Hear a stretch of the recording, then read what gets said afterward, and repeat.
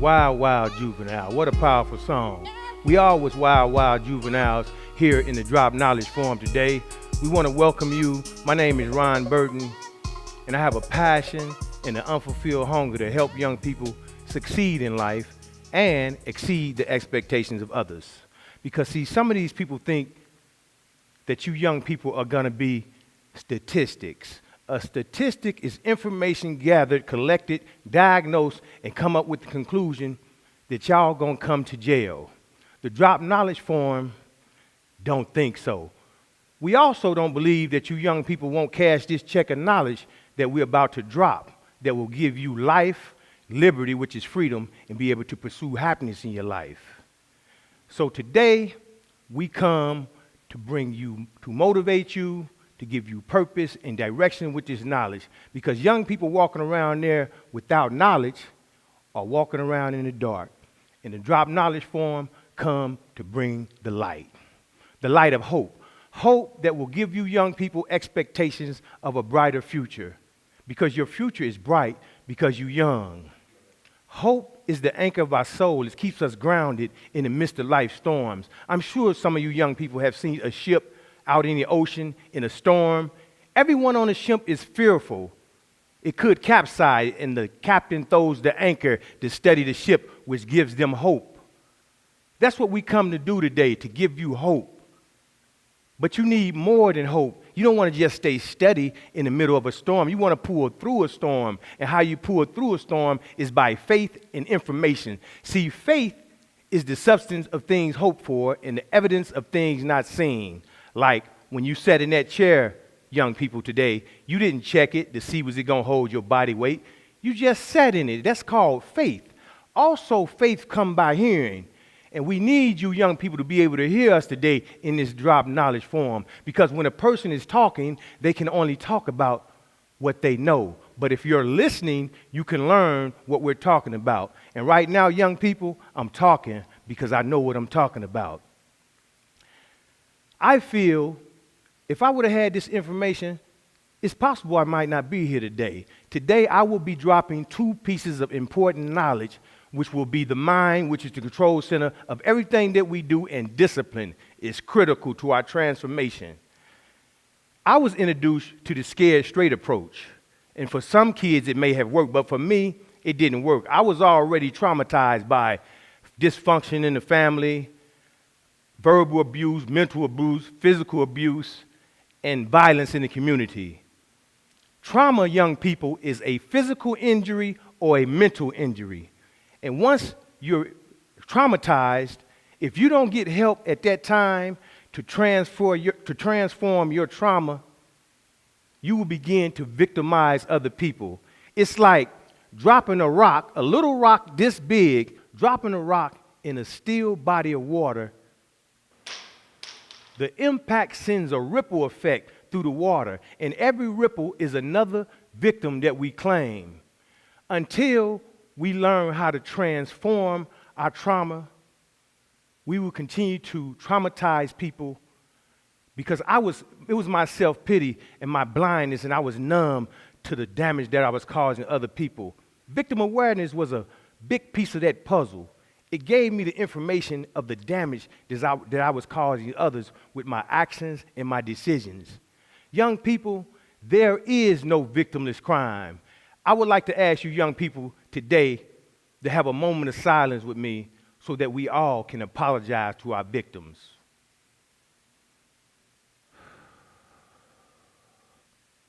Thank you, young people, because there is no victimless crime, no matter how small, like that little rock. Now here, I have a $100 question. Let's say this was a real $100 bill. And if I offer you young people this $100 bill, how many of you would take it?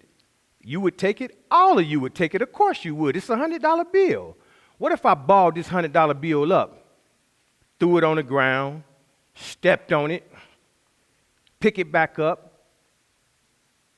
How many of you still want this $100 bill?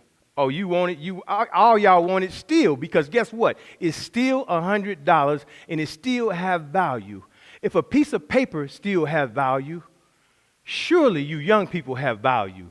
You will always have value no matter what they said. You wasn't going to be no matter what they said about you. No matter what you done, never give up on your dream because you still have value. No matter what they've said, you still have value. Now here's a picture that I'm about to show you of a pelican. I guess it's his lunchtime in this pond, and he dipped down in that water to capture this frog for lunch. But this frog got stuff to do, just like you young people have things to do in your life. And he wasn't going. If you can see that picture, you can see where the frog has his hands around his neck, and he's letting him know, I got something to do. He's not going to ever give up. And I want you to keep this picture right here in your mind, because later in this presentation, I'll bring it back to memory. Now, I'm going to let you young people get familiar with my wild, wild juveniles days. 14 and a half years old, Cincinnati, Ohio, angry in the ghettos. I skipped school one morning. Long story short, I got caught stealing a car. They sent me up to Cleveland, PCOYC me, meaning permanent commitment to the Ohio Youth Commission. I'm out of place up in Cleveland. Now, my dream was to be a boxer because I had big brothers.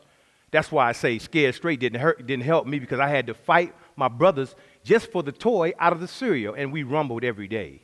So when I got up there, I knew it was another part I had to rumble to get my respect, and that's what happened.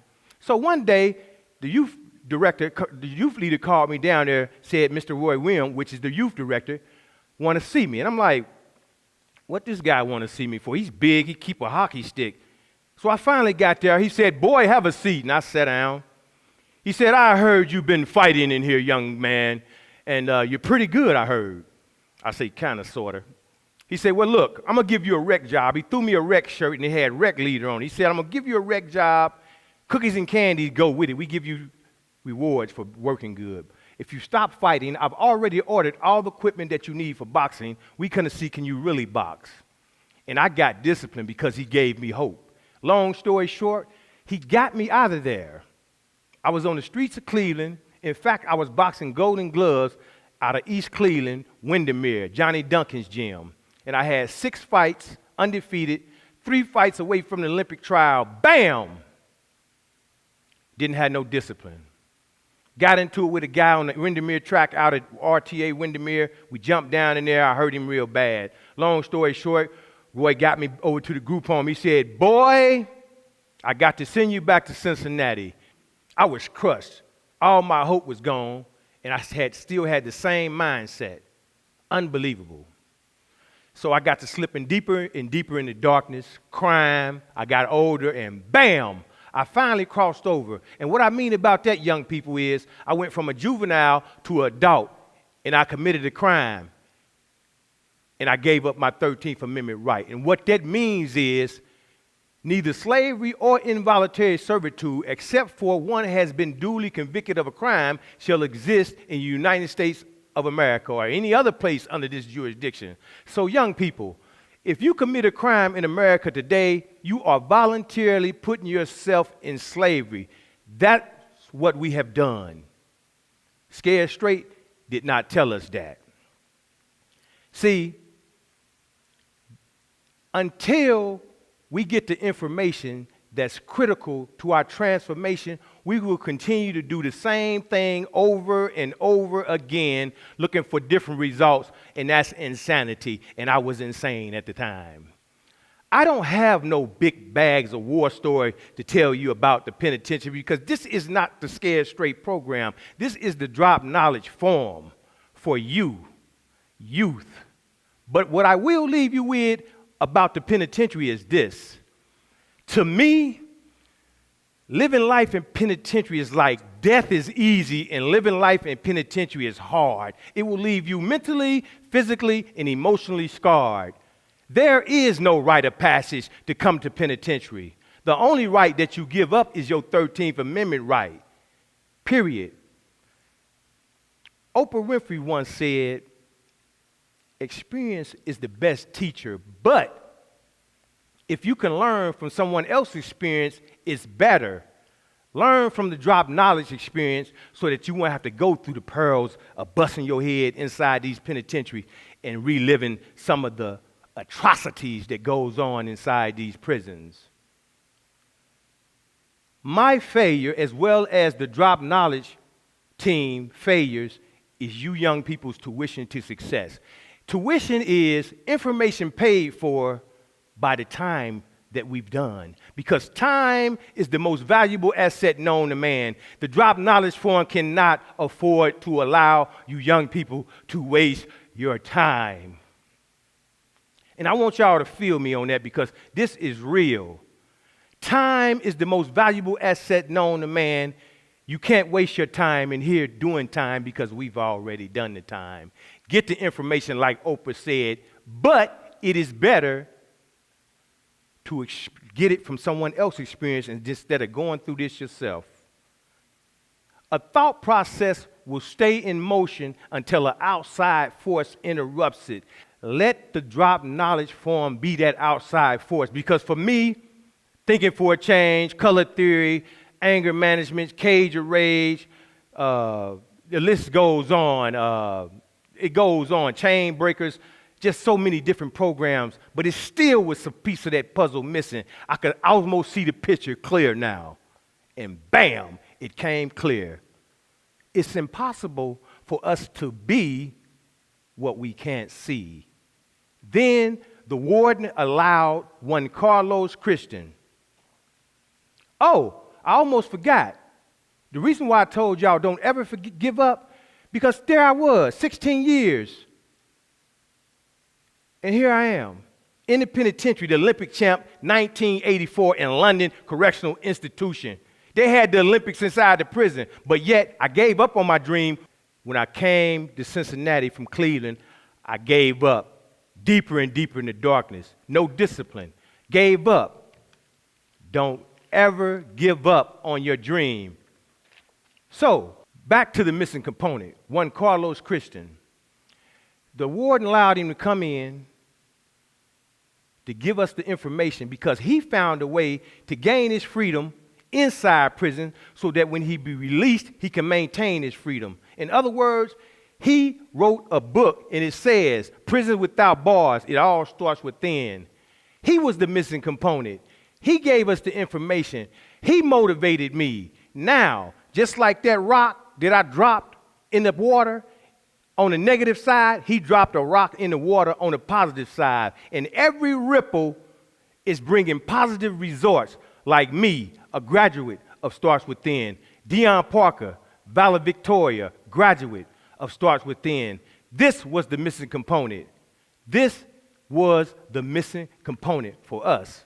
Now that we've learned to heal from the trauma and get the information, we're intentional and we're deliberate about delivering this information to you so that you will never, ever end up in this situation ever again. Now, the mind is the control center of everything that we do. Whatever controls the mind controls you. If you want to see change externally, you must make the change internally with the mind. Because guess what, young people? We are in a battle, and the battlefield is our mind. We wrestle against the good wolf. We wrestle against the bad wolf. My question to you young people is, which wolf wins the battle to dominate our thought process? You say the good wolf? You say the bad wolf? No, it's the wolf, young people, that you feed the most. Here's the big right hand, the bad wolf. If you do curls all day, 50, and you don't do none on this good wolf, the bad wolf gonna always dominate the good wolf. And that's what we are found guilty of, young people, feeding the bad wolf. We need to start feeding the good wolf, pump him up, because when he pump up, the bad wolf won't exist no more. Because so a man thinketh, so he becomes. Whatever your perception is, that's what your mind perceives. In other words, I am a motivational speaker, advocate, and educator. My purpose is to help you young peoples out. That is all my purpose in life is now. So, I want all you young people to say, whatever it is that you want to put on this line, I am.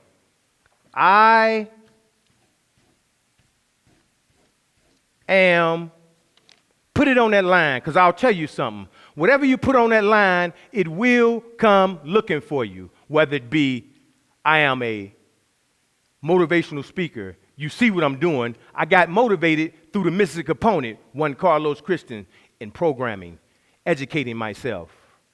Or you could be